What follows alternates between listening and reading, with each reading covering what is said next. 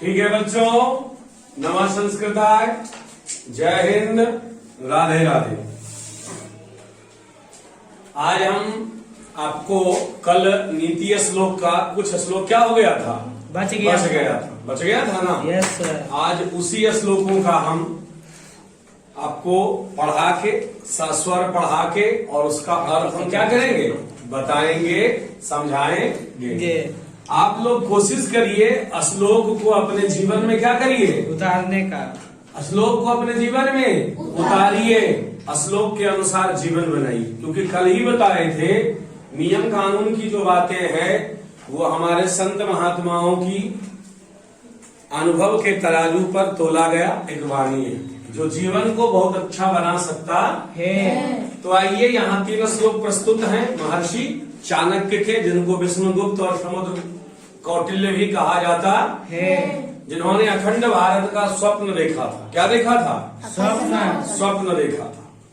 उन्हीं की नीति की हम आज बात जो कल बच गए थे हम क्या करेंगे, पढ़ेंगे नहीं और सीखेंगे।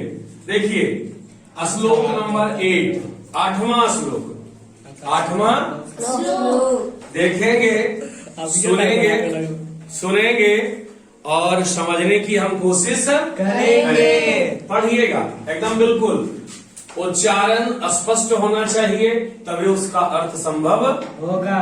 अगर उच्चारण स्पष्ट नहीं होते हैं, मात्राएं गड़बड़ा जाती है तो उसके अर्थ की जगह वो अनर्थ पैदा कर देता है।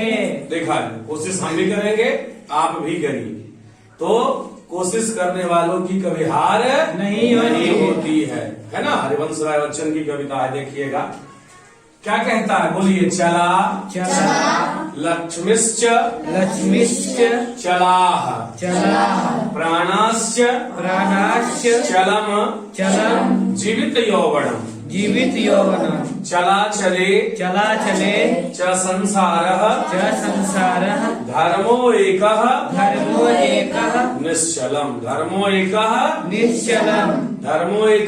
निश्चलम दिखा जाए क्या कहता है। चला लक्ष्मीश्चला प्राणा चलम जीवित यौवनम चला चले च संसारः धर्मो एकः हि निश्चलः। समझिएगा, सुनने की कोशिश करिएगा। संसार, इस संसार का नाम है मृत्यु भुवन। क्या नाम है? मृत्यु भवन और मृत्यु लोक। इस धरती पे किसी का भी अवतार होगा उसका विनाश एक दिन अवश्य होगा। हमारा भी विनाश होगा, सबों का विकास होगा, ऑल क्रिएचर का विनाश निश्चित है। जिसका जन्म हुआ उसका मरण तय है। तो अब मन में सवाल आएगा कि जब सब कुछ मरेगा तो फिर हम यहाँ आए क्यों, तो फिर अमरता कैसे मिलेगी, अमरता कैसे मिलेगी? तो अमरता हमें वाणी और कर्तव्य से मिल सकती है, कृत्य से मिल सकती है। इस 8वें श्लोक में महर्षि चाणक्य, कौटिल्य, विष्णुगुप्त हमें बताने की कोशिश किए हैं। क्या कहे हैं कि देखो भैया, लक्ष्मी चंचल है। लक्ष्मी क्या है? चंचल है। अंग्रेजी में कहावत है money have wings, money have यानी कि रुपया को पंख होता है, रुपया को पंख होता है, लक्ष्मी को पंख होता है। लक्ष्मी एक जगह टिक ही नहीं सकती है, इसलिए लक्ष्मी का एक पर्यायवाची नाम चंचला भी है। क्या है? चंचला। श्लोक पढ़ाते हैं या कुछ भी पढ़ाते हैं तो बहुत सारी बात बताते हैं, सुनिए और समझिए। लक्ष्मी का एक नाम क्या है? चंचला। और आप कल्पना कीजिए कि अगर लक्ष्मी एक ही के पास बैठ जाएगी तो वो व्यक्ति धनाढ्य हो जाएगा, धन से परिपूर्ण हो जाएगा। तो जहाँ धन आते हैं तो प्रमाद आता है, प्रमाद माने गर्व आता है, ईगो आता है, अहंकार आता है। तो वो व्यक्ति जब ज्यादा धनी हो जाएगा तो अपने आस पड़ोस को क्या बुझेगा, नीचा बुझेगा, छोट बुझेगा। इसलिए लक्ष्मी क्या करती है, आज हमारे पास कल तुम्हारे पास नहीं। क्योंकि संसार मायावी है, नश्वर है। यहाँ किसी पदार्थ का वैल्यू वैल्यू है तो केवल हमारे कर्तव्य का। किसका वैल्यू है? कर्तव्य का। बताई गई है लक्ष्मी चंचल है। लक्ष्मी क्या है? चंचल है। हमारे शरीर के अंदर जो प्राण है, खुद हमारा शरीर, हमारा जीवन, सब कुछ चंचल है, सब कुछ चंचल और नाशवान है। यानी कि सबके मृत्यु एक दिन तय है, सभी एक दिन नष्ट होंगे। इमोर्टल कोई चीज नहीं है। तब हमें करना क्या होगा ताकि आने वाली पीढ़ी हमारा नाम सदैव स्मरण रखे? इसके लिए हमें क्या करना होगा? सीखिएगा, कह रहा है कि जीवन, शरीर सब कुछ चंचल और नाशवान है, सबकी मृत्यु एक दिन तय है, निश्चित है, डेफिनेट है, यूनिवर्सल ट्रूथ है, इसको कोई बदल नहीं सकता है।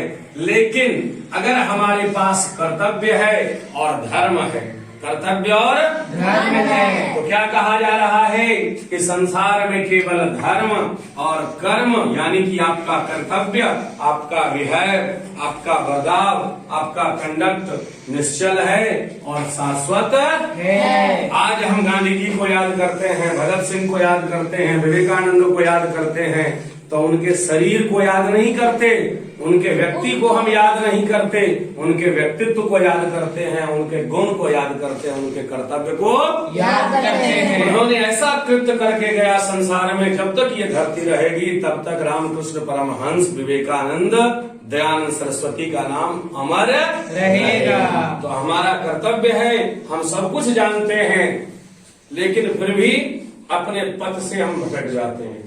कर्म बढ़िया करिए और धर्म बढ़िया करिए, ये दोनों ही शाश्वत चीज है, ये दोनों ही नश्वर चीज नहीं है, इसकी मृत्यु कभी नहीं होती है। अगले श्लोक को हम देखेंगे और यह श्लोक समाज से क्या है? सोच विचार करके देखिए, सामाजिक श्लोक है, समाज पर तुलाया गया है। पहले पढ़ लीजिए, पढ़िए। दुष्ट भार्या सखम मित्रम, दुष्ट भार्या सखम मित्रम, मृत्योश्चोत्तरदायकः, उत्तरदायकः। देखिए अब हम इसको तोड़ देते हैं, पढ़िएगा। दुष्ट भार्या, दुष्ट भार्या सखम मित्रम, सखम मित्रम, मृत्यो मृत्यो च उत्तरदायकः।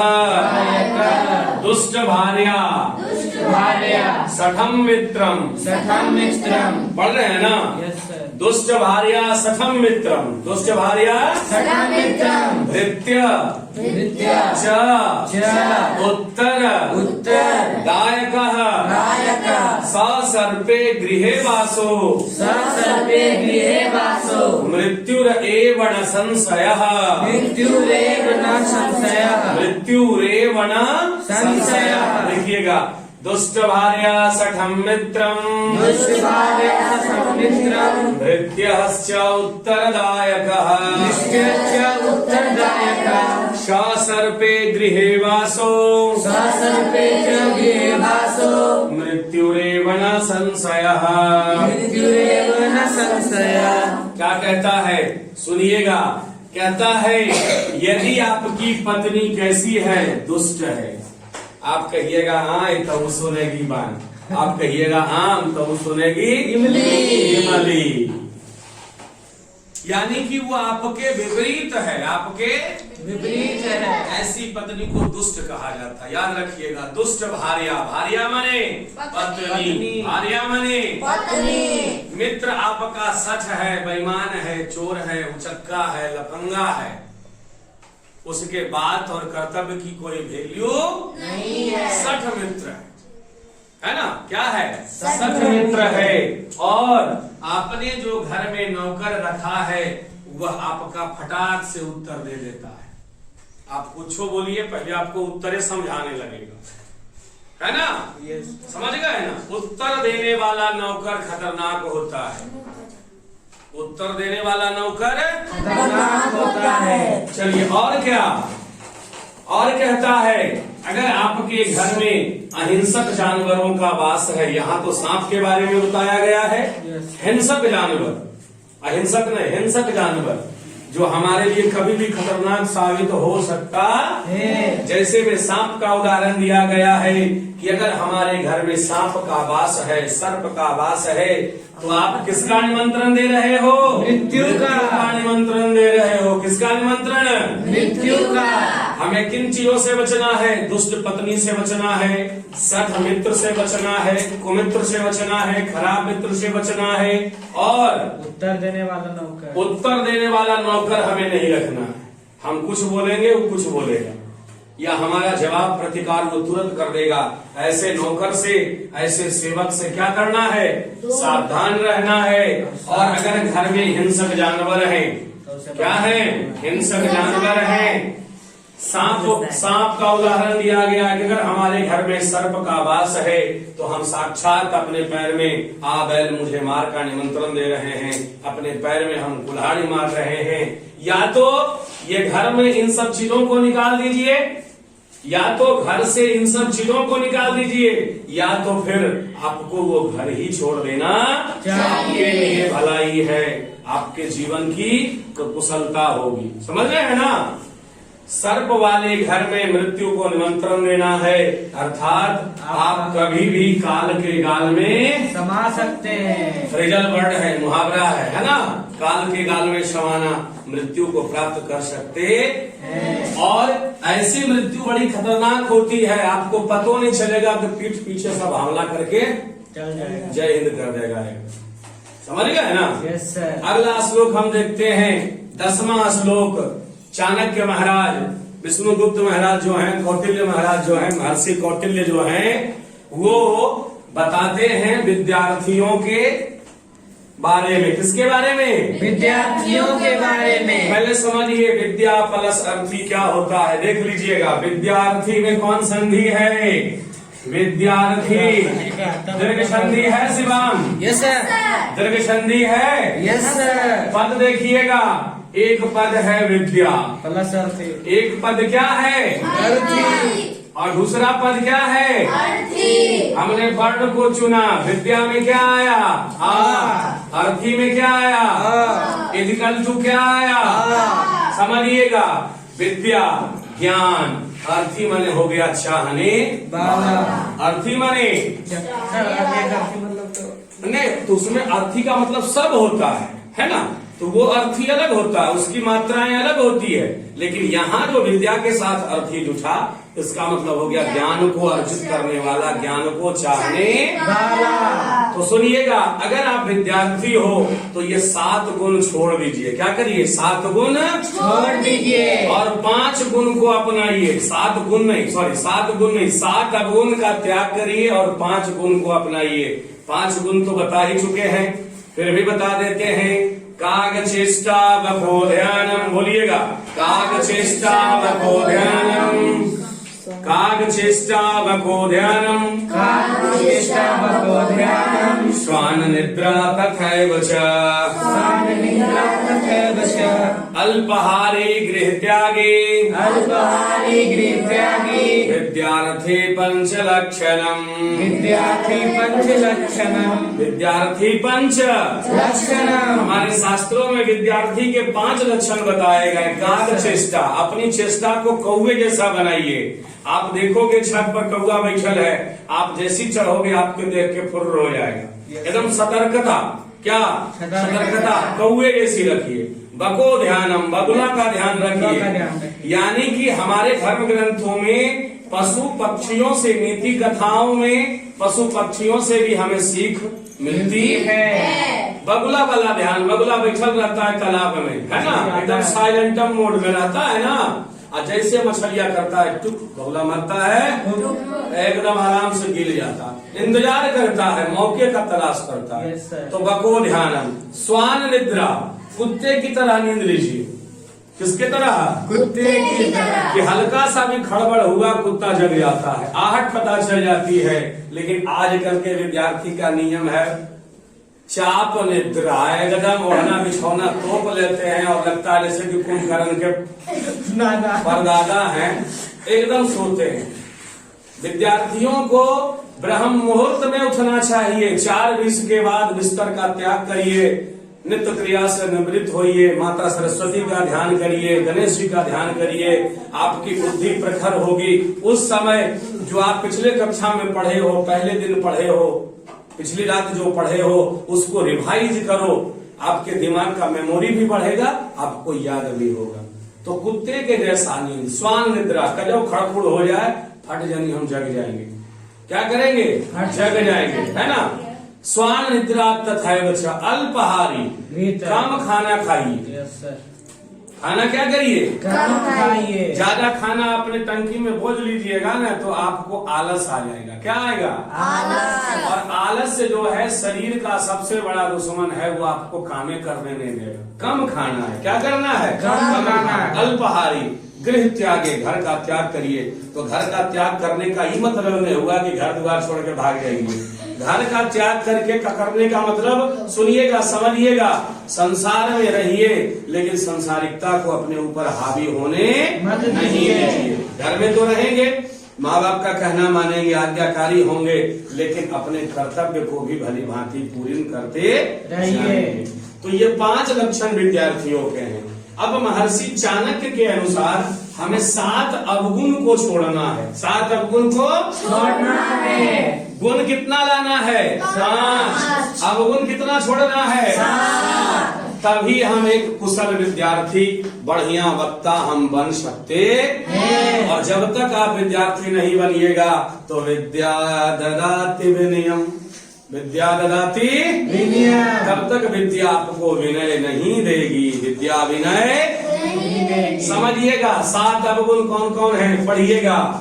स्तब्धता, स्तब्धता, चाभी, चाभी, माणित्वम, माणित्वम, तथा त्यागी, त्यागी, त्वमेव च, त्वमेव च, एते वै एते वै सप्तदोषाः सप्तदोषाः स्युः स्युः सदा सदा विद्यार्थिनां विद्यार्थिनां मताः। मताः। क्या? स्तब्धता, च अभिमानमित्वम, अभिमान मित्रम, तथा त्यागित्वम एव च, तथा त्यागित्वम एव च। है ना। ये जो है 7 प्रकार के दोष हैं, अवगुण हैं। विद्यार्थियों का त्याग होना चाहिए। कौन कौन है? सुनिएगा। आलस, चाणक्य जी कह रहे हैं कि विद्यार्थियों को 7 अवगुण त्याग लेना होगा, तभी उसकी कुशलता और कामना की जा सकती है। ये 7 अवगुण क्या है भैया? आलस। तो पहले आलस्य, आलस्य के बारे में पहले बताए।